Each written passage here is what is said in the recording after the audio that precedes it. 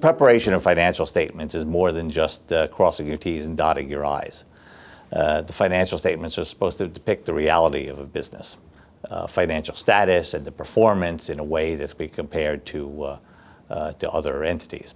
A problem is that depicting the realities of a business in a few sheets of paper can be inherently distortive. It's like taking a three-dimensional globe and turning it into a two-dimensional map.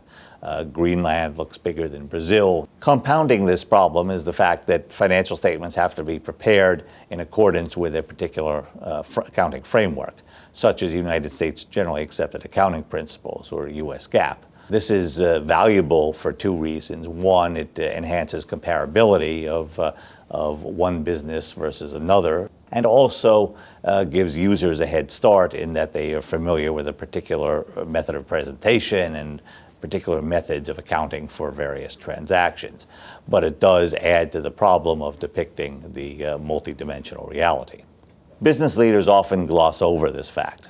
They consider the financial statement preparation to be either a formality or a detail. So if you're aware of this problem, you're in a better position to present the financial statements in a way that presents a positive and more accurate picture of the business. Preparing financial statements is a combination of art and science.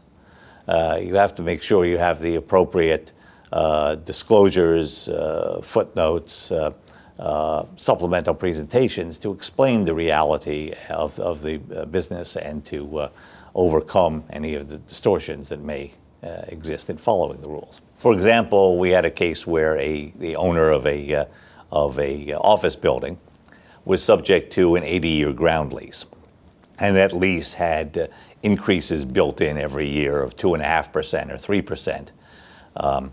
But under US GAAP, they had to add up all of these rents over the 80-year period, divide them by 80, and that's their annual expense. So in the first year, or first several years really, there was a huge expense that was really just taking 80 years of inflation and putting it in the first year. So the building was showing an enormous loss, which wasn't really the reality. So there was a footnote included that explained how this accounting worked and how this distortion was being created. Finally, keep in mind that financial statement users, whether they be potential investors, potential lenders, analysts, or business owners themselves, are often lazy and bottom line focused. And they'll open the financial statements, look at the revenue, look at the profit, ignore the numbers in between, ignore the notes.